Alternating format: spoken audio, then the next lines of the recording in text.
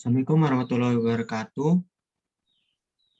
Perkenalkan kami dari kelompok 1 Pengetahuan Lingkungan akan menjelaskan tentang mengelola sampah sejak awal kemunculannya.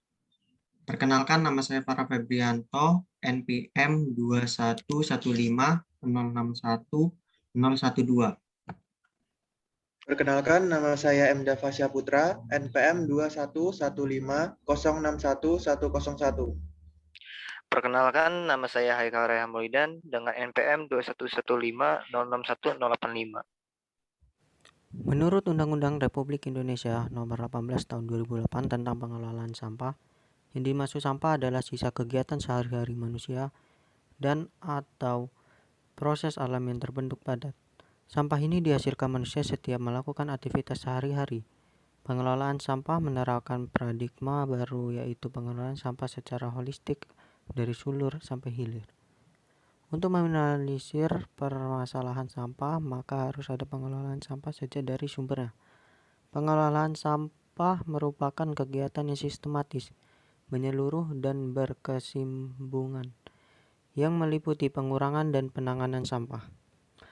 Pengelolaan sampah perlu dilakukan secara komprehensif dan terpadu dari hulu ke hilir agar memberikan manfaat secara ekonomi, sehat bagi masyarakat, dan aman bagi lingkungan, serta dapat mengubah perilaku masyarakat. Jenis sampah berdasarkan sifatnya. Yang pertama, sampah organik. Pengertian sampah organik adalah sampah yang dapat membusuk dan terurai sehingga bisa diolah menjadi kompos. Sampah organik berasal dari makhluk hidup, baik manusia, hewan, maupun tumbuhan. Berdasarkan jenisnya, sampah organik dapat dibagi menjadi dua, yaitu sampah organik basah dan sampah organik kering. Sampah organik basah adalah sampah yang memiliki kandungan air yang cukup tinggi. Contoh dari sampah organik basah adalah kulit buah, sisa makanan, dan sisa sayuran. Sementara itu, sampah organik kering adalah bahan organik lain yang kandungan airnya kecil. Contoh sampah organik kering diantara lain kertas, kayu, ranting pohon, dan dedaunan kering. Yang kedua, sampah anorganik. Pengertian sampah anorganik adalah sampah yang sulit membusuk dan tidak dapat terurai. Sampah anorganik adalah sampah yang dihasilkan dari bahan-bahan non-hayati, baik berupa produk sintetik, hasil proses teknologi, pengolahan bahan tambang, atau sumber daya alam yang tidak dapat diuraikan oleh alam. Namun, sampah anorganik dapat didaur ulang menjadi sesuatu yang baru dan bermanfaat, misalnya botol plastik, kertas bekas, karton, kaleng bekas, dan lain-lain.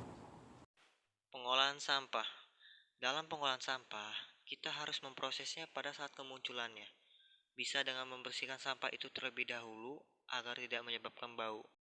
Jadi, yang sudah dijelaskan sebelumnya, sampah itu ada dua, yaitu sampah organik dan sampah anorganik.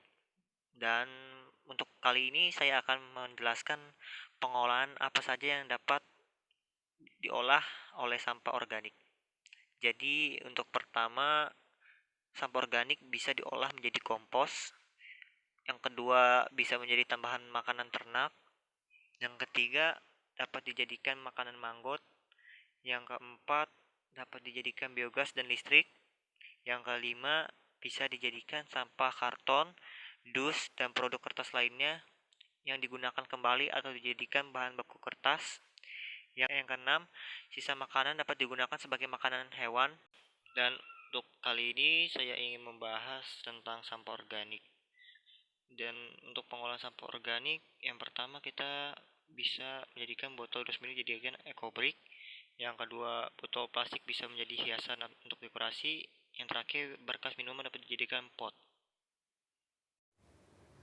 Dengan banyaknya sampah di Indonesia, mahasiswa Universitas Lampung Prodi Teknik Informatika membuat aplikasi RP jual beli sampah daur ulang.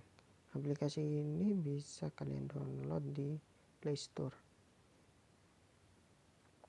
Nah, pada aplikasi ini itu sebenarnya dijelaskan apa itu RP. RP merupakan media untuk membantu pengepul sampah daur ulang untuk mengumpulkan sampah daur ulang. Tujuan dari RP adalah membantu proses pendaur ulang sampah dijual belikan pengepul sampah dan memberikan informasi terkait dengan sampah. Istilah-istilah dalam aplikasi ini. Aplikasi ini itu ada saldo pengguna, lapak, pengisian saldo, penukaran saldo. Nah, bagaimana melakukan transaksi jual beli di aplikasi ini? Nah, ini sudah dijelaskan. Pertama, Anda mendaftar barang yang mengambil deskripsi dari barang, mengumpulkan barang serta mengikuti kriteria barang jual beli, mencari lokasi lapak jual beli dengan masukkan menu carian lapak. Nah, bila kalian ingin transaksi jual beli, pertama kalian harus mencari lapak pembeli. Nah, lapak pembelinya itu bisa kalian cari di bawahnya transfer saldo. Pada aplikasi ini, lapak baru tersedia di 4 daerah. Yang pertama, Hanura, Teluk dan Pesawaran. Ini tepatnya di jalan ini ya, Pesawaran, Lampung. Yang kedua itu ada di Raja Basa Lampung. Yang ketiga itu ada di Pujodadi, Trimurja, Lampung Tengah. Yang keempat itu ada di Kelurahan Winongan, Lor Winongan, Kabupaten Pasuruan. Nah, aplikasi ini juga jika kalian pengen atau memiliki lahan luas untuk bisa menjadi bank sampah, kalian bisa mendaftarnya di aplikasi ini. Ya nih. Menunjukkan halaman profil, menekan tombol edit, memilih pilihan buat lapak, mengisi data lapak sesuai dengan lapak. Jika selesai, menekan tombol membuat tempat pembelian. Nah, kamu bisa menjadi bank sampah pada aplikasi ini, jadi pelapak. Nah, dan di aplikasi ini